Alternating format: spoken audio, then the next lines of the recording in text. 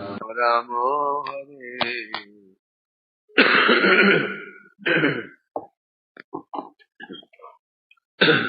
श्री श्रीमद् भागवतम द्वितीय स्कंद नवोध्याय चल रहा है। हमारा विषय है चतुश्लोकी भागवत। इसमें तृतीय श्लोक जो प्रयोजन तत्व को प्रकाशित करता है, मैं श्रवण किया हमने कल। जैसे समस्त भौतिक प्राणियों के अंदर भी पंच महाभूत हैं अंश रूप में, बाहर है पूर्ण रूप में, उसी प्रकार से भगवान एक अंश से समस्त प्राणियों के अंदर विराजमान रहते हैं और पूर्ण रूप में अपने धाम ब्रजधाम वैकुंठ आदि में लीला करते रहते हैं। और विशेष रूप से जो भक्तों के हृदय में भगवान प्रवेश कर जाते हैं, दो विचार था, एक सामान्य जीव एक भक्त।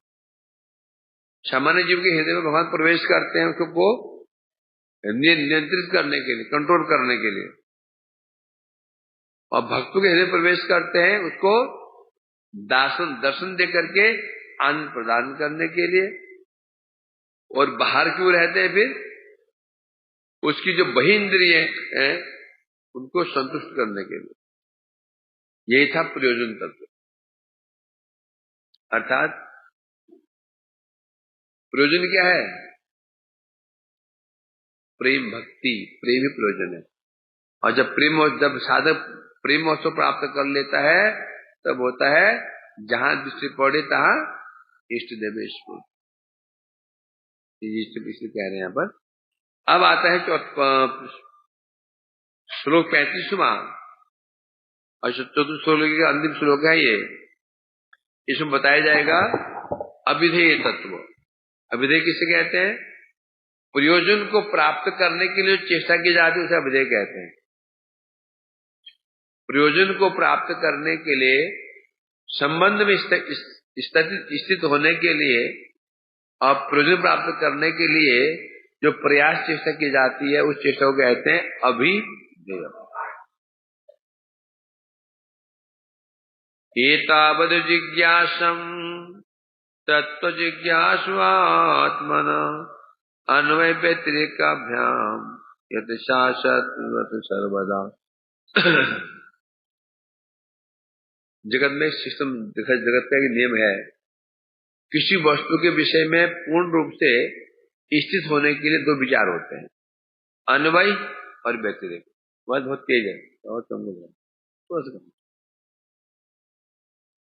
किसी वस्तु का जब हमें अन्वय व्यतिरेक अनुभव नहीं होगा, ज्ञान नहीं होगा, कुछ वस्तु पर हमारी दृढ़ता नहीं होती। किसी भी चीज को ले लो, बच्चा स्कूल पढ़ने जाता है, दो चीजें होती है, पढ़ने से ये होगा, नहीं पढ़ने ऐसा नहीं होगा। पढ़ेगा तो अच्छी नौकरी मिलेगी, रुपया पैसा कमा पाएगा। यदि नहीं पढ़ा तो फिर क्या करेगा? मजदूरी करेगा। रिक्शे है ना, बच्चों डराते माता पिता, पढ़ ले नहीं पढ़ेगा ना, चलाना रिक्शा भी जाके रोड में मजदूरी करना, रोड में रोड खोदना। इसे बच्चा डर जाता है। केवल विधि अन्वयी काम नहीं करती है, विधि काम नहीं करती, निषेध भी काम करता है। निषेधी विधि को पुष्ट करता है। हर विषय में ये जगत का नियम है, अन्वय और व्यतिरेक। जब तक ये ज्ञान हमको नहीं है, एक व्यक्ति अच्छा बनना चाहता है, अच्छा दुष्ट था अच्छा बनना चाहता है, वो दो ज्ञान होना चाहिए।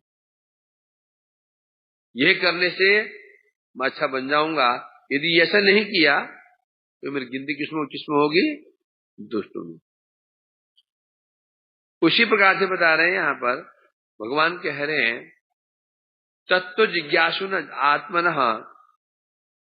जगत में, इस संसार में सभी जिज्ञासु हैं। सब जिज्ञासु हैं। एक जेब कतरा जिज्ञासु है, जेब जो काटने में एक्सपर्ट हो, वो कहाँ मिले कैसे जेब काटा जाए। एक आतंकवादी जिज्ञासु है, कैसे बम धमाके किए जाएं, लोग अधिक से अधिक लोग मरे। एक अपहरणकर्ता वो जिज्ञासु है, कहां सीखा जाए, किसे सीखा जाए, अपहरण बढ़िया अपहरण किया जाए। एक भ्रष्टाचारी वो जानना चाहता है कि कैसे भ्रष्टाचार किया जाए, कैसे मिलावट किया जाए। हर विषय में यही है, हर विषय में ये होता है कि नहीं है? सब जिज्ञासु है। कोई है इंग्लिश जानना चाहता है, कोई हिंदी जानना चाहता है, कोई ड्राइविंग जानना चाहता है, जिज्ञासु। कोई कंप्यूटर चलाना सीखना चाहता है, कोई ये सीखना, कोई वो, कोई एक्टिंग सीखना चाहता है। हर व्यक्ति जिज्ञासु है। कोई भागवत सीखना चाहता है रुपये कमाने के लिए, कोई सीखना चाहता है भक्ति की। सभी जिज्ञासु हैं। परंतु जो जितनी जिज्ञासा जगत में जिज्ञासाएं हैं, ये जिज्ञासा क्या है? अतत्व जिज्ञासा, आत्म जिज्ञासा नहीं है। ये क्या है? अनात्म तत्व जिज्ञासा। आत्मा मतलब जो चिद वस्तु आत्मा है, आत्मा जिज्ञासु। दूसरा है शरीर में दो चीजें, एक इसमें जो रह रहा है आत्मा है, दूसरा है शरीर है ना? जो कि देह और देही। शरीर देह है, निवास करने आत्मा कौन है? देही है। तो जिज्ञासा दो जिज्ञासा होंगी, ये दो जिज्ञासाएं होती हैं। ये भाई ये घर कैसा, घर का रेट कितना है? घर बेच रहे हो, रेट कितना है, कितने कमरे हैं इसमें माल कैसा लगा हुआ है, सरिया कितना मोटा लगा हुआ है, सीमेंट कितना, पूछना ना इसको। एक जिज्ञासा हो गई। दूसरी जिज्ञासा किसकी होती है? घर में रहने वाले कौन है? मुसलमान है कि हिंदू है? मुसलमान तो नहीं लेंगे, होता है ना? तो जिज्ञासा दो होती है। एक जिज्ञासा होती है देह संबंधी, एक जिज्ञासा होती है आत्मा संबंधी। और जिज्ञासा व्यक्ति कौन करता है? अपने अधिकार के अनुसार। जिज्ञासाएं भी जो होती हैं, जो जिज्ञासा कर रहा है वो जिज्ञासा उसके अधिकार के अनुसार होती हैं। एक छोटा बच्चा जिज्ञासा करता है, छोटा अबोध बच्चा क्या जिज्ञासा करता है? उसी जिज्ञासा ऐसी होती है ना? होते हैं ना जिज्ञासाएं, वो जिज्ञासा को मतलब ही नहीं बनता है। जैसे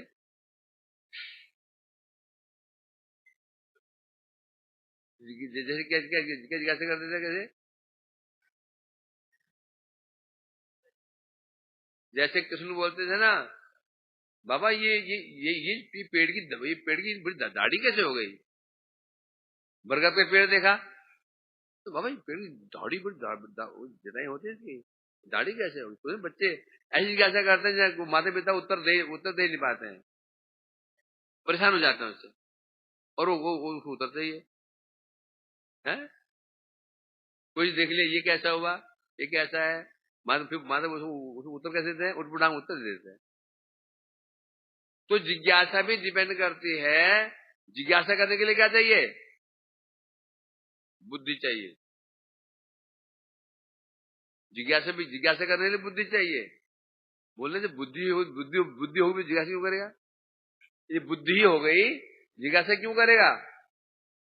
ये सिद्धांत और जगत में धन से ही धन कमाया जाता है, ज्ञान से ही ज्ञान कमाया जाता है, शक्ति से ही शक्ति कमाई जाती है।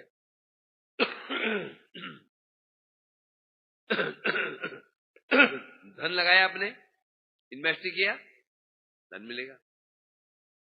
जिम में गए और शक्ति ही नहीं है, वो डबल उठ ही नहीं पा रहे हैं, क्या करोगे? भाई शक्ति होनी चाहिए ना, उठा पाओ, वेट कर पाओ, स्प्रिंग खींच पाओ, शक्ति चाहिए, शक्ति होनी चाहिए तो शक्ति मिलेगी। बच्चा स्कूल में पढ़ने जाता है, जब बच्चे को एडमिट करते हैं पहले वो क्या देखते हैं? उसकी बुद्धि देखते हैं, बच्चे की बुद्धि देखते हैं ना, उसका वो इंटरव्यू लेते हैं ना। बोले सर हम इंटरव्यू क्यों देंगे? हम इंटरव्यू क्यों देंगे? हम सीखने आए हैं इधर, तो सिखाओ फिर इंटरव्यू देंगे। बच्चा बोले हम यहाँ पढ़ने के लिए आ रहे हैं, पर आप हमसे पूछ रहे हैं, तो पढ़ाओ हमको। नहीं, नियम तो यही है, पहले तुम्हारा ज्ञान देखना पड़ेगा, तो ज्ञान कितना है उसके अनुसार तुम्हें फिर एडमिशन मिलेगा।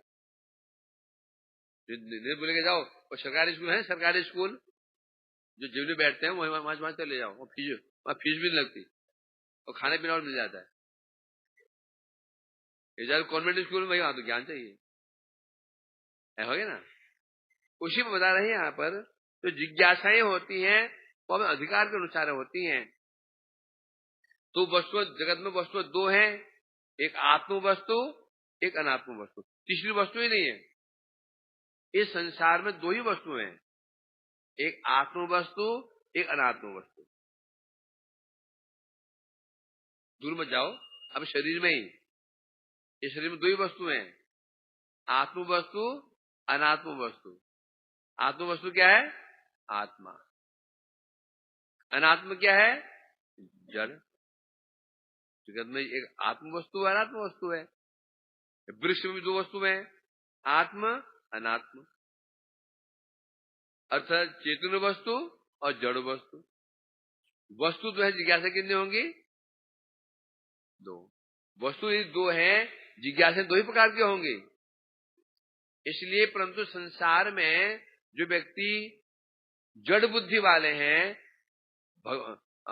भक्तिहीन हैं, इस संसार को अपना नित्य स्थान मान चुके हैं, सांसारिक संबंधों को नित्य मान चुके हैं, उनकी जिज्ञासा कैसे होंगी? जड़ जिज्ञासा है। मेरे पिताजी की तबियत ठीक कैसे हो जाएगी, मेरी बहन की शादी कैसे होगी, लड़की की शादी कैसे होगी, लड़के की शादी कैसे होगी, ये बस। तो कहते ना मुझे उसके नौकरी कैसे मिल जाए, ये सब जिज्ञासाएं होती है। वो द्वितीय जिज्ञासा होती है, आत्मा के विषय में जिज्ञासा होती है। इसलिए कह रहे हैं यहाँ पर। तो अब यहाँ श्लोक में है क्या? जिज्ञासु आत्मनः। भगवान कहे ब्रह्मा जी, जो व्यक्ति जिज्ञासु है, आत्मन जिज्ञासु, जो आत्म तत्व के विषय में जिज्ञासु जानना चाहते हैं। आत्मा क्या है? आत्मा कौन है? आत्मा का संबंध किससे है ना? दो हम तो जिज्ञासा करते हैं, भाई वो कौन है और किसका बेटा है, पूछते हैं ना। कौन था वो था, उसके माँ बाप का नाम क्या है, कहाँ का रहने वाला है। तो यहां बता रहे हैं जो व्यक्ति आत्म तत्व जिज्ञासु है, आत्म तत्व जानना चाहता है कि आत्मा के विषय में, आत्मा के विषय में जानना चाहता है, उसके लिए क्या जिज्ञासा करनी चाहिए? अन्वय व्यतिरेका भाम यस्या सर्वत्र सर्वदा। जो व्यक्ति आत्म तत्व जानना चाहता है, उस व्यक्ति को क्या करना चाहिए? मेरे विषय में प्रश्न पूछना चाहिए। भगवान कह रहे हैं। अब ये मेरे विषय में क्यों कह रहे हैं वो? क्योंकि आत्मा संबंध किससे है? भगवान। जो आत्म तत्व जिज्ञासु होता है, तो आत्मा किसका अंश है? भगवान का अंश है। तो कह रहे हैं यहाँ पर उस व्यक्ति को मेरे यदि हम किसी व्यक्ति को जानना चाहते हैं ये कौन है, तो हम क्या उसको हम कैसे जानेंगे? उसे नहीं जानते हैं। किस फैमिली का है, जात क्या है, बाप कौन था, माँ कौन थी, पिता कौन था, होता है ना। कि व्यक्ति को जानना चाहते हैं तो उसको थोड़ी जानेंगे। सन ऑफ, रेजिडेंस ऑफ, जानते हैं ना। तो भगवान कह रहे हैं ब्रह्मा जी, उस व्यक्ति को क्या करना पड़ेगा? मेरा स्वरूप जानने के लिए उसको दो कार्य करने पड़ेंगे। चेष्टा करनी पड़ेगी। अन्वय रूप में, व्यतिरेक रूप में विधि या निषेध का विचार करके जो वस्तु सर्वत्र है, सर्वत्र सर्वदा स्यात्, जो सर्वत्र है सर्वदा नित्य है, उसके विषय में प्रश्न करना होगा। जो वस्तु सर्वत्र है और सर्वदा नित्य विराजमान रहती है, उसके प्रति प्रश्न करना होगा। क्योंकि जड़ वस्तु में सर्वत्र नहीं होती, जड़ वस्तु में सर्वत्र सर्वदा नहीं होती है ना। जड़ वस्तु कहने से जैसे तुम्हारा घर है, ये सर्वत्र है क्या? नहीं है। यहां है तो दिल्ली में नहीं है, और ये जो यहां जो है भी, वो भी सर्वदा नहीं है। आजकल नहीं, परसों टूट जाएगा, गिर जाएगा। तो आत्म तत्व क्या है? सर्वत्र सर्वदा। भगवान सर्वत्र है और सर्वदा है, इसलिए उनके क्या कहते हैं? उनको नित्य है। तो इसे क्या भगवान कह रहे हैं, आप कैसे पूछना पड़ेगा? अन्वय व्यतिरेक रूप में, उस विधि और निषेध के रूप में। विधि के द्वारा, निषेध के द्वारा मेरे विषय में प्रश्न करना होगा। ये सामान्य अर्थ हुआ। टीका में कह रहे हैं,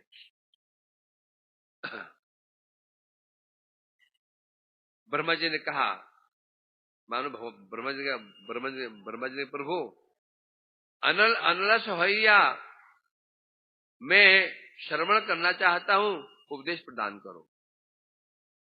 एक उपदेश था, उपदेश कब देगा? गुरु वैष्णव हम उपदेश कब प्रदान करेंगे? कब प्रदान करते हैं? जब उनके निकट जाते हैं, उन्हें प्रार्थना करते हैं, पूछते हैं, उन्हें भी विश्वास दिलाते हैं, जो मैं पूछ रहा हूं कि पूछ नहीं रहा हूं, मैं ऐसा करूंगा भी। यदि वो वैष्णव समझ गए, ये जो प्रश्न करना चाहता है ना, ये केवल जान करके आचरण नहीं करेगा, ये लोगों बताने के लिए, अप्रत्य से प्राप्त करने के लिए कर रहा है, फिर वो नहीं बताएंगे। फिर क्या बताएंगे? संक्षेप बता देंगे। ये जो समझ गए, ये जो भजन करना चाहता है, तो विस्तार में बताएंगे। इसलिए बता रहे हैं यहाँ पर, ब्रह्मा जी ने कहा है, प्रभु मैं आलस्य परित्याग करके मैं यत्न पूर्वक पालन करूंगा, आप मुझे उपदेश प्रदान करें। आप उपदेश प्रदान कीजिए, मैं उसको पालन करूंगा। कैसे? यत्न पूर्वक पालन करूंगा। और अनलस होइया, आलस होगा नहीं, आलस्य परित्याग करके उत्साह पूर्वक पालन करूंगा। एक शिष्य को, एक जो जिज्ञासु व्यक्ति को ऐसा होना पड़ेगा, तब गुरु और वैष्णव उसको उपदेश प्रदान करेंगे कि ये वास्तव में ही पालन करने वाला है। इस प्रकार से ब्रह्मा जी ने जब भगवान से प्रार्थना की तो भगवान ने ब्रह्मा जी को पहले क्या बताया? रहस्य बताया, प्रेम भक्ति की बात बताई, प्रेम जो प्रयोजन बताया। अब कह रहे हैं एतावत, अर्थात जो भगवान के विषय में जानना चाहते हैं, या जानने की इच्छा करते हैं, तो उन्हें क्या करना चाहिए? जो वस्तु सर्वत्र है, सब समय विराजमान है, उसके विषय में प्रश्न करना चाहिए, जानना चाहिए भगवान है कौन। भगवान कौन है? सर्वत्र है, सर्वदा है। कहा जा रहा है यहाँ पर, तत्व जिज्ञासुना आत्मन। अभी हम बता रहे हैं, बड़ा महत्वपूर्ण बात है, ये विषय बहु शास्त्र अनुसंधान अपेक्षा करते हुए बिना, भगवान के विषय में जानने के लिए बहुत सारे शास्त्र पढ़ने की आवश्यकता नहीं है। हम पढ़ लेंगे, वेद पढ़ेंगे, वेदांत पढ़ेंगे, गीता भागवत पढ़ेंगे, उपनिषद पढ़ लेंगे, सब पढ़ लेंगे, जान जाएंगे। बता रहे हैं, अपेक्षा नहीं करनी चाहिए। जो व्यक्ति भगवान के विषय जानना चाहता है उसके शास्त्र अध्ययन की अपेक्षा नहीं रखनी होगी। मैंने शास्त्र पढ़ करके भगवान को नहीं जाना जाएगा, मैं कौन हूं आत्मा को नहीं जाना जाएगा, भक्ति को नहीं जाना जाएगा, जितनी वस्तु नहीं जाना जाएगा है? तो कैसे जाना जाएगा? जिज्ञास्य जिज्ञासा करनी होगी। जिज्ञासा शब्द क्या दिखाता है? जिज्ञासा करनी होगी। जिज्ञासा शब्द क्या दिखाता है? क्या दिखाता है? जिज्ञासा दिखाता है एक व्यक्ति है, उनसे हम जिज्ञासा कर रहे हैं। जिज्ञासा में पूछना। अब शास्त्र में पूछेंगे क्या? शास्त्र पढ़ सकते हैं, जिज्ञासा नहीं कर सकते हैं। इसमें भगवान स्पष्ट कर दिया इस श्लोक में, यदि मेरे विषय में जानना चाहते हो तो भैया शास्त्र पढ़ने स्वाध्याय से काम नहीं बनेगा। न स्वाध्याय तपस्यागो, नहीं हम क्या है ना, न स्वाध्याय तपस्यागो। हे उद्धव जी, मुझे कोई स्वाध्याय के द्वारा प्राप्त नहीं कर पाएगा। स्वाध्याय कहते हैं पढ़ना। अपने आप घर में बैठ के भागवत पढ़ रहे हैं, गीता पढ़ रहे हैं, सब पढ़े जा रहे हैं, टीका ही पढ़ रहे हैं, सोचे हम जान जाएंगे। बोले नहीं जान पाओगे। जिज्ञासा करनी होगी, समझे कि नहीं? एक व्यक्ति ने सब दवाइयां पढ़ ली, सब दवाइयों को भी सब जान गया। वो क्या वो अब क्या करेगा? वो सब जान गया। बुखार में ये दवाई, इसमें ये दवाई, उसमें वो दवाई, उसमें वो दवाई। अब क्या मेडिकल से दवाई खरीद सकता है? वो नहीं खरीद। उसको डॉक्टर पर जिज्ञासा करने होगी। डॉक्टर साहब मुझे मेरी दवाई तो बहुत सारी है, पहले मेरा रोग तो देखो, रोग क्या है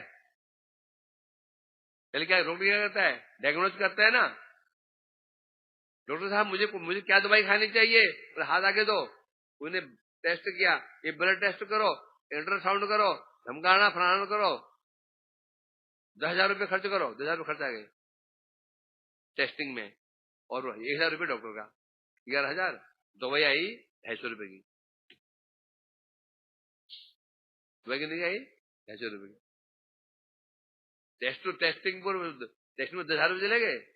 1,000 रुपया और डॉक्टर गया, लाइन में लगे, और एक दिन वो गया और दवाई लेने गया तो 250 बेकार, टाइम वेस्ट हो गया, मनी वेस्ट और टाइम वेस्ट। मैं स्वयं चले दुकान पे, नहीं होगा। जो उसे विशेषज्ञ है वहां पूछना पड़ेगा, उन्हें अनुभव होता है कि कौन सी बीमारी के। उसी प्रकार से शास्त्र पढ़ने के नहीं होगा। जो शास्त्र पढ़ करके आचरण कर चुके हैं, उनको सिद्ध कर चुके हैं, ऐसे जो महापुरुष लोग हैं, भगवान के भक्त होते हैं, वहां पूछना पड़ेगा, भैया प्रभु मैं क्या करूं,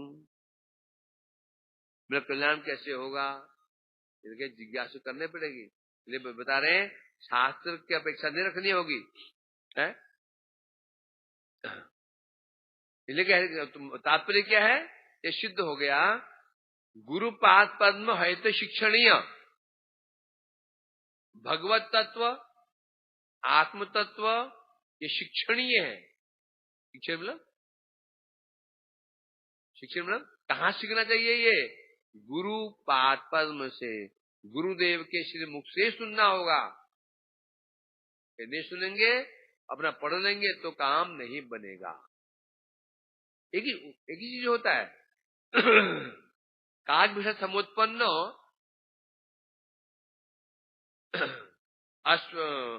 विषय क्या है समुत्पन्न अश्वत्थम प्रोचते बुद्धे, है ना, देवेनापि निरपि पूज्यते सर्वदा, एक श्लोक है। जैसे ना आप दिखा होगा आपने, ये बड़ है बरगद का पेड़ और पीपल का पेड़, उसके बीज होते हैं, बीज छोटे बीज, और उस बीज को कहीं बो दो, वो उससे वो कभी अंकुरित नहीं होंगे, ये नियम होता है। पीपल के पेड़ और बीज जो ये बरगद पेड़, आप देख लेना, पीपल के पेड़ के नीचे पीपल के मतलब पौधे नहीं होते हैं। और नियम होता है, कोई पेड़ ले लो, उसके नीचे बहुत सारे मतलब पौधे उगाते हैं, तो पीपल के नीचे नहीं होगा, एक दो हो सकते हैं, क्योंकि पीपल का जो बीज होता है, बरगद का बीज होता है, ये अपना अंकुरित नहीं हो सकता। जब इसको कौवा खा लेता है, कौवा पक्षी खा लेता है, और छत की दीवार पर कहीं पर भी अब वो क्या करता है, बिट कर देता है, उसमें वो बीज निकलता है उसके पेड़ से। अब वो कहीं पर भी वो बीज क्या हो जाता है, अंकुरित हो जाता है, वही पेड़ निकल आता है। ठीक है ना, दीवारों में देखो, वो पीपल के पेड़ होते हैं, सीमेंट हो जाता होता है ना, हो जाता है। कहाँ कहाँ नहीं हो जाता हो, कहाँ कहाँ नहीं हो जाता, कोई पानी नहीं है, कोई वहां पर मिट्टी नहीं है, कैसे हो जाता है, होता है ना। तात्पर्य क्या हुआ, परंतु यदि वो बीज को तुम वही बोओगे तो कुछ नहीं होगा, वो बीज सड़ जाएगा, होगा ही नहीं कुछ। उसी एग्जाम्पल दे रहे हैं, कौवे की विष्ठा से उत्पन्न जो पीपल का वृक्ष, उसी प्रकार से जब हम कोई उपदेश पढ़ते हैं, शास्त्रों में पढ़ते हैं, ये एक चीज है। गोपाल क्या हो रहा है, लड़ाई करो क्या, सारा वो प्रसाद चिकना चिकना हो जाएगा, चिकना हो जाता है, ले होता नहीं तो चिकना, कैसे चिकना हो जाएगा सनातन।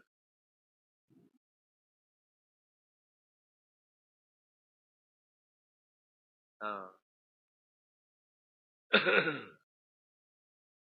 तो यहां कह रहे गुरु से ही क्यों क्यों क्यों सुनना पड़ेगा, अपना पढ़ के नहीं होगा, पढ़ करके नहीं होगा, क्योंकि वो जो पीपल का बीज था, वो बीज तो था, उसमें ऐसी पोटेंशियल नहीं थी। जब कौवे के पेट में गया, वो बीज गया, उसमें कुछ द्रव्य मिल गया उस बीज के अंदर। जब कौवा बिट करता है तो कहीं पर भी पेड़ हो जाता है। उसी प्रकार से एक अनुभव संपन्न भक्त, गुरु वैष्णव जैसे महापुरुष होते हैं, जब वो उस उपदेश को पढ़ते हैं, सुनते हैं, फिर आचरण करते हैं। क्या करते हैं आचरण करते हैं, भजन करते हैं। जब उपदेश उनके अंदर जाता है, क्योंकि वही उपदेश उनके मुख से निकलता है, उस उपदेश में क्या होती है, शक्ति होती है। एक भजनशील वैष्णव के मुख से जब वो उपदेश निकलता है, उपदेश सामान्य उपदेश नहीं है, और उसमें क्या मिली हुई है, एक शक्ति मिली होती है। उपदेश जिसे कान में पहुंच जाएगा, कान से हृदय में जाएगा, तुरंत क्या हो जाएगा, उपदेश वहां पर काम करेगा।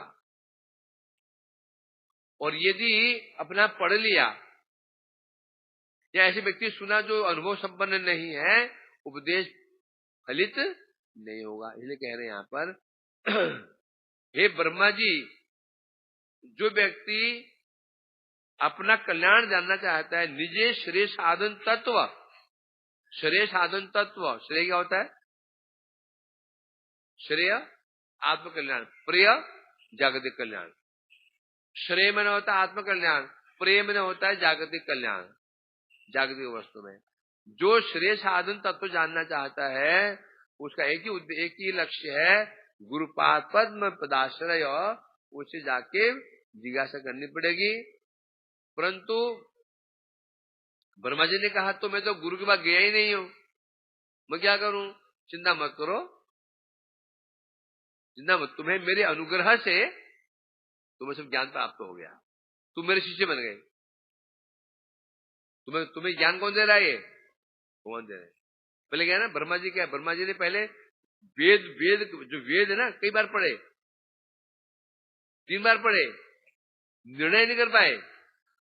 3 बार पढ़ने के बाद निर्णय नहीं कर पाया कि ये करना क्या है। ब्रह्मा जी 3 बार वेद पढ़े, निर्णय लेकर मुझे करना क्या है, तो चुपचाप बैठ गए, तपस्या की, भगवान प्रकट हुए, तब प्रभु तो भगवान ने उनको उपदेश प्रदान किया। इसलिए ये अहंकार, हम पढ़ लेंगे, हम पढ़े लिखे हैं, पढ़ लेंगे, जान लेंगे, समझ लेंगे, तो कुछ जान लो, समझ लोगे, परंतु अनुभव नहीं होगा। अर्थात तुम्हें मेरे अनुग्रह से ये जब ज्ञान प्राप्त हो गया है, इसके लिए कह रहे हैं कर्म ज्ञान योग भक्ति प्रवृत्ति श्री, जो कर्म है, ज्ञान योग भक्ति, ये कौन है? श्रेय साधन समूह मध्य, सब श्रेय साधन है, श्रेय को प्राप्त करने का साधन है कर्म ज्ञान योग। कर्म से क्या प्राप्त होगा?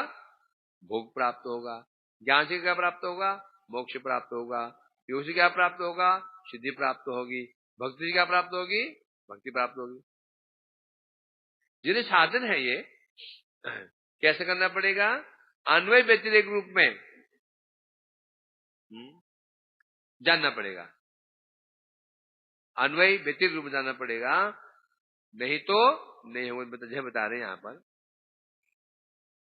केवल कर्म ज्ञान योग द्वारा स्वर्ग आदि प्राप्त नहीं होता।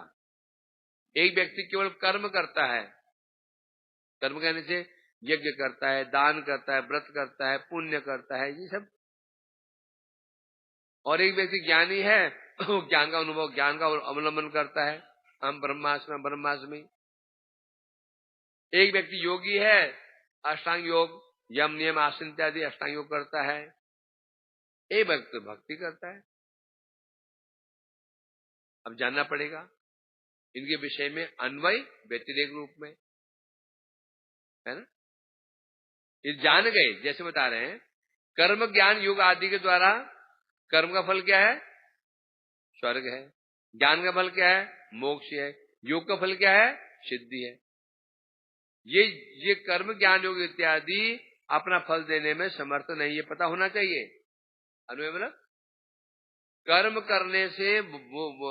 करने से क्या स्वर्ग प्राप्त नहीं होगा, ये क्या है? अन्वय। ये हाँ क्या है?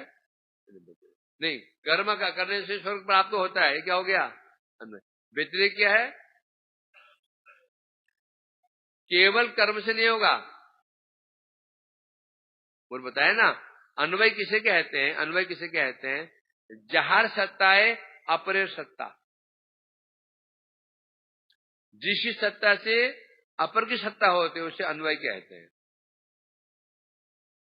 जहार सत्ता है अपर सत्ता, समझे क्या? नहीं, जैसे कर्म है, कर्म कब कर्म है? कर्म कब कर्म है? जब कर्म अपना फल देने में समर्थ हो तो वो कर्म है। कर्म फल ना दे तो कर्म नहीं कहेंगे। तो अब कर्म फल कब देता है? जब वो कर्म भक्ति की सहायता ले लेता है, तभी कहेंगे ना। तो वास्तव कर्म किसे कहते हैं? जब भक्ति सहायता ले लेता है कर्म, तब वो फल प्रदान करेगा। तो बोले वहां भी इसने कर्म किया, है ना। और यदि जड़ असत्ता है अपर सत्ता, यदि भक्ति कर्म से भक्ति को निकाल दिया जाए, जो कर्म बच जाए, तो कर्म की सत्ता रहेगी नहीं। तो भक्ति की सत्ता से ही कर्म की सत्ता है, भक्ति की सत्ता न रहने से कर्म की सत्ता भी नहीं है। ज्ञान का भी ऐसे ही, ज्ञान की सत्ता किससे है? भक्ति से है। ज्ञानी व्यक्ति भक्ति करेगा तो थोड़ा बहुत तो मोक्ष मिलेगा, नहीं करेगा तो देखा ना, केवल ज्ञान केवल कर्म, एक केवल ज्ञान है, एक केवल कर्म है, दूसरा भक्ति मिश्र ज्ञान भक्ति मिश्र कर्म। तो भक्ति मिश्र कर्म और भक्ति मिश्र ज्ञान ही वास्तव में है, ये फल देंगे। इसलिए कह रहे हैं यहां पर, तो ये जानना पड़ेगा। बता रहे हैं यहां पर ये भागवत में कहा गया क्या कहा गया? है? क्या श्लोक हो? हाँ, बोलो क्या है? श्रेय सिद्धि भक्ति विभो, उससे पहले वो है ना, क्या श्लोक है? नहीं, फेल हो गया, और कोई फेल हो गया। भगवान के चरणों का भजन किए बिना केवल स्वधर्म पालन करने से क्या होता है? कोई प्रयोजन सिद्ध नहीं होता। त्यक्त्वा स्वधर्मम चरणाम्बुजम हरे, अब भजन अपको तत्पदे तत्व यदि यदि को अभुत अमुष्य किम कुवार्थ भजताम स्वधर्मतः, क्या है ना, त्यक्त्वा स्वधर्मम। यहां बता रहे हैं, जो व्यक्ति भगवान के चरणों का स्वधर्मम, स्वधर्म पर त्याग कर दिया, मातृ सेवा, पितृ सेवा, देश सेवा, समाज सेवा, पत्नी सेवा, पति सेवा, सब देह सेवा पर त्याग कर दिया, परित्याग करके चरणा मुझम हरे भजन, भगवान के चरणों का भजन कर रहा है ना? परंतु भजन करते रहा था बेचारा, अभी 2-4 साल हुए तो मर गया, छुट्टी, अब सिद्धि तो हुई नहीं थी। अब क्या होगा बताओ? माता पिता की सेवा छोड़ के आ गया था, पत्नी पति की सेवा सब छोड़ के आ गया था बेचारा, और 4 साल में मर गया, सिद्धि भी नहीं। अब क्या होगा बताओ? क्वेश्चन मार्क लग रहा है। तत्र कुआ भद्र अमुष्य किम, जो वो अपने कर्तव्य छोड़ करके आया था, धर्म छोड़ करके आया था, जाके धर्म छोड़ के आया था, वो छोड़ तो दिया था, परंतु भजन कर रहा था बेचारा, सिद्धि हो नहीं पाई, और पहले ही पतन हो गया, मर गया, या पतन हो गया किसी कारण से। प्रश्न पूछ रहे हैं, क्या उसका कोई अमंगल होगा? अमंगल होगा कि नहीं होगा? दूसरी ओर कुवार्थ भजताम धर्मता, कुवार्थ आप, दूसरी ओर एक व्यक्ति वो है जिसने मातृ सेवा, पितृ सेवा, देश सेवा, समाज सेवा, पति सेवा ठीक ढंग से अच्छी प्रकार से की, अंत समय तक की, और करते करते मर गया है, मर गया। पिता की सेवा, सारे जीवन पिता की सेवा की, माता की सेवा की, पति की सेवा की, जी जान से की, देश के लिए देश की सेवा की, समाज की सेवा की, अच्छी तरह से किया। उसे क्या मिलेगा? उसे क्या मिलेगा? उसे कोई लाभ होगा? एक व्यक्ति वो है जिसने जागतिक धर्म पालन ही नहीं किए, और पालन न करके भगवान भजन कर रहा था, तो वो भजन में भी सफल नहीं हो पाया और मर गया। दूसरा वो है जिसने भजन तो नहीं किया, पर जागतिक कर्म अच्छी प्रकार से पालन किए, उसे क्या मिलेगा? क्वेश्चन मार्क लगा दिया। अब बाकी आप सोचो। अर्थात जिसने भगवान का भजन शुरू किया, भगवान के भजन के लिए सब कुछ त्याग दिया था, चाहे मर ही क्यों नहीं गया तो अल्प समय में, उसका कोई कल्याण नहीं होगा, बल्कि जहां छूटा है भक्ति, शुरू वहीं से होगा अगले जन्म में। और पक्की बात है, ये लॉजिकली है, प्रैक्टिकल। क्या कारण है कि 2 व्यक्ति भजन करने के लिए आते हैं मठ में। एक वह है आकर के भी उत्पाद करता है, आके कोई रुचि सूचि है नहीं है, किया नहीं किया, यहाँ चला गया वहां चला गया, किया नहीं किया, कोई इंटरेस्ट नहीं है, कोई निष्ठा ही नहीं है सेवा में। कर लिया, टाइम मिला कर लिया, टाइम मिला नहीं किया। एक व्यक्ति वो होता है निष्ठावान होता है, ये कहने की जरूरत नहीं है, निष्ठावान होता है, जो सेवा सौंपी जाती है निष्ठावान रहता है उसके प्रति। ये नहीं कि वो बस आई सब बैठे चले गए, पीछे पूजा कौन करे, होश ही नहीं है, रसोई कौन करे, होश ही नहीं है। वैसे भी तो होते हैं, बस में आज बस बाहर जाने से बैठ गए, रसोई कौन बनाएगा, झाड़ू कौन लाएगा, पोछा, कोई चिंता नहीं है उसको। और एक व्यक्ति ऐसा भी होता है बेचारा, ना सब चले जाते, चिंता, अरे सब जा रहे हैं, ये शिवा पूजा कौन करेगा, रसोई कौन बनाएगा, ऐसे क्यों होता है? एक व्यक्ति मठ में आने के पश्चात भी कोई नाम और रुचि नहीं होती है, साधु के प्रति श्रद्धा नहीं, बनी नहीं पाती है। एक वो है जो साधु में बड़ी श्रद्धा है, नाम बड़ी रुचि, ऐसा क्यों? दोनों एक साथ मठ में आए, दोनों मठ में एक साथ ही आए थे, ऐसा क्यों? उपदेश एक मिल रहे हैं,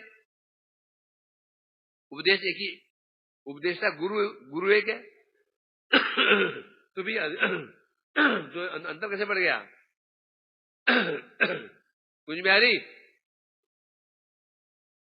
अंतर कैसे बढ़ गया? ये दोनों मठ में साथ आए।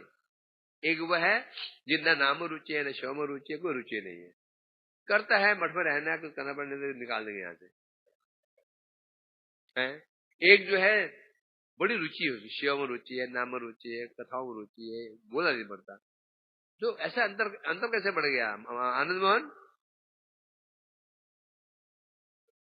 अर्थात जिसकी रुचि बनी हुई है, पिछले जन्म में वो यहां तक की यात्रा पूरी कर चुका था और दूसरे वाली यात्रा भी शुरू की है,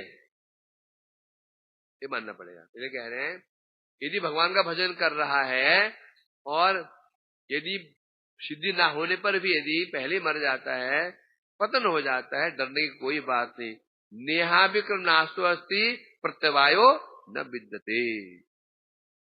कोई प्रत्यय क्या कोई दोष नहीं है। तो सिद्ध हो गए यहां पर, क्या सिद्ध हो गया कि केवल यदि कर्म का आश्रय ग्रहण करता है, भक्ति नहीं करता है, वो कर्म जो फल प्रदान नहीं करेगा। देगा भी तो क्या देगा? मिल भी गया तो क्या मिलेगा उसको? क्या मिल जाएगा? जागृतिक सुख शांति मिल जाएगी, आज कल नहीं है। अनेक श्लोक बता रहे हैं यहाँ पर, उसी प्रकार से बताया यहाँ पर है। जैसे बताया क्लिशंति जे केवल बोध लब्ध है, क्या श्लोक है? शरीर शीतिंग भक्ति मुद्रित भी वो क्लिशंति जे केवल बोध लब्ध है, तेसाम जो क्लिशल वशिष्य थे, बोलो ना, सब भूल गए श्लोक। यथा तुषाव घाति न, इसमें क्या बता रहे हैं? श्रेय शीतिंग, क्षिति बने मार्ग, श्रेय का मार्ग, ते मैंने कल्याण, आत्मकल्याण। आत्मकल्याण का मार्ग क्या है? भक्ति। श्रेष्ठ भक्तिम उद्देश्य, जो श्रेय मार्ग है, श्रेय का मार्ग है, कल्याण का मार्ग है भक्ति, उसको उद्देश्य परित्याग करके केवल बोध लब्ध है। भक्ति क्या है? श्रेय का मार्ग है, कल्याण का मार्ग है, उसको परित्याग कर दिया। और परित्याग कर केवल बोध लब्ध है, केवल बोध लब्ध है, केवल लगा हुआ पढ़ने में, लगा हुआ रटने में, वेदांत पढ़ रहा है, क्या कर रहा है? रट रहा है, खूब शास्त्र अध्ययन कर रहा है। क्या होगा? क्लिशंति जे केवल बोध लब्ध है।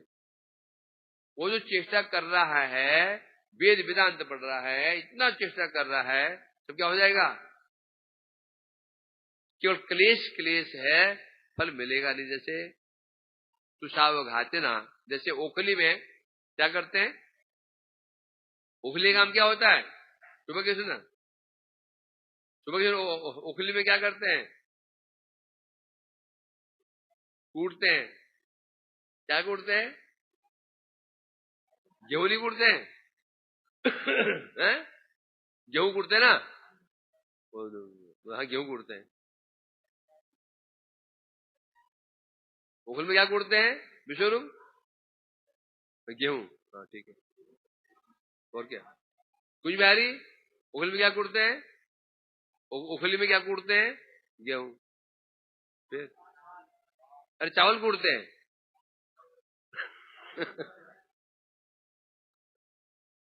नवल क्या कूटते हैं? धान। ओखली में चावल, धान कूट। तो धान कूटते हैं ना, क्या मिलता है? चावल। अब जो बच गया उसे क्या कहते हैं? तुष। तुष, भूस नहीं, तुष। भूस तो अच्छा होता है, भूस को गाय खाती है। तुष, भूस तो अच्छे होते, भूस तो गाय खाती गाय को। तुष कहते हैं जो चावल निकल गया, तुष बच गया, तुष। वो किसी काम का नहीं होता, गाय खाए तो गाय मरेगी, खेत में डाल दो तो खेत नष्ट, खेत में नहीं डाल देना, खेत नष्ट हो जाएगा। जलाओ जलेगा भी नहीं वो, जला दो उसको सुलगता रहेगा, धुआं देता रहेगा।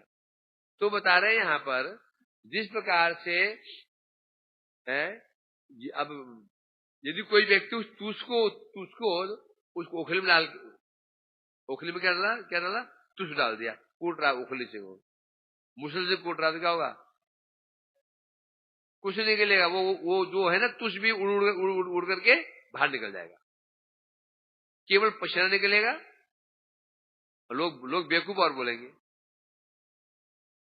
तो जिस प्रकार से तुष को कूटने से केवल परिश्रम होगा, लाभ कुछ होगा नहीं, उसी प्रकार से बता रहे हैं भक्ति को छोड़ करके केवल शास्त्र पढ़ता है, वेद वेदांत पढ़ता है, तो क्योंकि श्रुत है पला तल्पा कि में वयम सांप्र चिनुमा, कोई भक्त कह रहा है श्रुत पला तल्पा किम वयम चिनुमा अहिरेत पुरे व आविर्भी ब्रह्म। नहीं, ये श्लोक है, ये भक्त कह रहा है श्रुति है पलाल तल्प, तो श्रुतियां क्या हैं, तुष, श्रुति कैसी है, तुष के समान है, जो चावल भी नहीं है। वयम किम चिनुमा, अब जहां तुष पड़ा हुआ, भूस पड़ा हुआ हो, उसमें क्या कोई चावल खोजेगा क्या, चावल है इसके अंदर, नहीं है। तो बता रहे हैं श्रुतियां वेद वेदांत कैसे हैं, बोलते हैं तुष के समान है, उसमें हम क्या खोजें। बोले क्या बात करते हो, वेदों को तुमने तुष बोल दिया। हाँ बोल दिया ना, तुष किसे कहते हैं, चावल, धान में से चावल निकल, धान की कीमत होती है, कीमत धान की होती है, चावल निकल जाए तो कोई कीमत नहीं भूज की। क्योंकि बता रहे हैं पूरे अहरियत है, आबिर भी परब्रह्म नहीं, क्योंकि गोपियों ने पहले ही श्रुतियों का जो सार भगवान थे, उन भगवान को चुरा करके अपने नेत्रों बंद कर लिया। अब शास्त्रों से सार क्या है, शास्त्रों का धान का सार क्या, चावल, वेद का सार क्या, भगवान, वो भगवान को गोपियों ने पहले चुरा लिया, तो क्या बच गया, वो क्या बच गया, तुझ बच गया। यहां ये कह रहे हैं यहां पर अतः सिद्ध हो गया महत्व किसका है, भक्ति का महत्व। भक्ति विहीन कर्म नहीं कहले जाएंगे। कर्म अब कर्म कहेंगे भी इसको व्यवहार के लिए, कर्म है क्या, कर्म कह सकते उसको, है ना। जगत में कई ऐसे एग्जाम्पल हो जाते हैं, उसको हम बोलते हैं, उसको हम पुरुष के नाम से उसको पुकारते हैं, पुरुष तो होता नहीं वो है।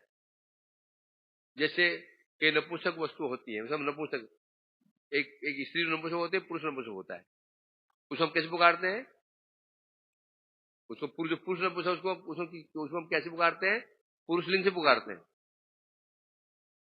ना, तो पुरुष है क्या वो, पुरुष तो नहीं, तो क्यों पुकार रहे हैं, व्यवहार के लिए, वो है नहीं।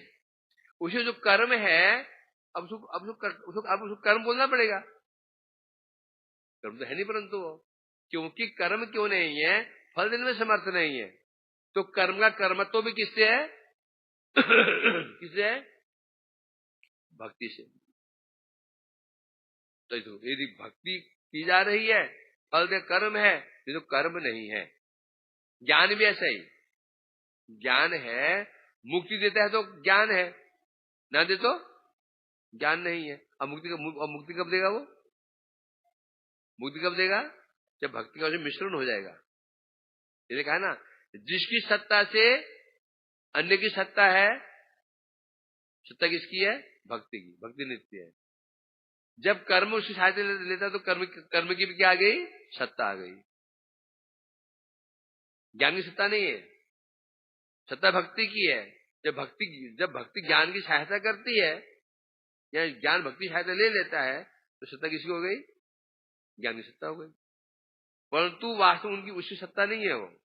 इसलिए कहते हैं जिसकी सत्ता से अपर की सत्ता है, जिसकी असत्ता से अपर की असत्ता हो जाती है। तो ये महत्व है भक्ति का। भक्ति का कोई आश्रय ग्रहण कर लेता है, उसका एक महत्व हो जाता है। और नहीं हो तो कहा ना, जैसे छोड़ो, एक वैष्णव, एक व्यक्ति नास्तिक था, है ना। अब वो विष्णु का आश्रय लिया, विष्णु का क्या हो गया? वैष्णव, है ना। अब विष्णु को छोड़ दे तो क्या बन गया? अवैष्णव। एक व्यक्ति है, पहले वो शिव भक्त था, देवी भक्त था, हम उसको शैव कहते थे, शाक्त कहते थे, ऐसे उसको पुकारते थे। अब विष्णु को चरणाश्रय ले लिया, हम क्या बोलते हैं? भाई वैष्णव हो गया। फिर यदि वो विष्णु को छोड़ दे तो फिर क्या बोलेंगे उसको? नास्तिक बन गया या शैव बन गया, हो गया ना। तो जो सत्ता वैष्णव की सत्ता थी, वो सत्ता किससे है? विष्णु से, है ना। विष्णु छोड़ दे तो फिर क्या बन गया? फिर अवैष्णव बन गया। इन्हें कह रहे हैं कर्म ज्ञान योग। ये कर्म ज्ञान योग कहते तो हैं इसको हम, परंतु वास्तव में तभी इनका सार्थक हो जाता है जब ये भक्ति की सहायता लेंगे। तो नहीं लेंगे, ना मात्र कर्म, ना मात्र ज्ञान, ना मात्र। जैसे एक गाय ना, जो गाय बांझ होती है, बांझ गाय, बांझ गाय होती है, वो नामत्र गाय है। ना दूध देगी ना बच्चा देगी। गाय तो कह रहे हैं उसको, परंतु वास्तव में गाय थोड़ी है वो। कह रहे हैं गाय तो है, आकृति गाय की है, तो गाय तो आकृति गाय की उसकी है, परंतु होने पर भी गाय तो नहीं है। उसको हम बांझ गाय कहते हैं, उसको कहते हैं ना। स्त्री भी ऐसे होती है, बांझ स्त्री बोलते हैं उसको, जो जो निंदनीय शब्द होते हैं जगत में। तो इसलिए क्योंकि अर्थात वो गाय होने पर भी वो गाय का जो लक्षण उसके अंदर नहीं है, बच्चा दे नहीं पाएगी, दूध दे नहीं पाएगी, परंतु गाय तो बोलेंगे उसको या नहीं बोलेंगे? बोलना पड़ेगा ना। उसी प्रकार बता रहे हैं यहाँ पर कर्म ज्ञान योग है, बोलना पड़ेगा इनको, क्या बोलेगा? और परंतु वास्तव में नहीं है, वास्तव में नहीं है। यदि भक्ति का आश्रय ग्रहण ना करें तो फल प्रदान नहीं करेंगे, उल्टा और हो सकता है, उल्टा होने की संभावना अधिक है। इस प्रकार से बता रहे हैं यहाँ पर, अनेक प्रकार से यहाँ पर जो भक्ति है, अभिधेय भक्ति क्या है? अभिधेय। जो भक्ति अभिधेय है, उस अभिधेय को यहाँ पर सिद्ध किया जा रहा है, अन्वय रूप में, अव्यतेय रूप में।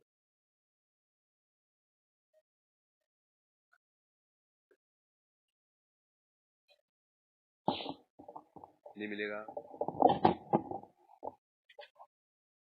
मूर्ख है, सुन लिया यज्ञ करना चाहिए, करना शुरू कर दिया, दान शुरू कर दिया, भक्ति करने में सुनना में भी करना, उन्हें पता ही नहीं है कि भक्ति करनी पड़ता है।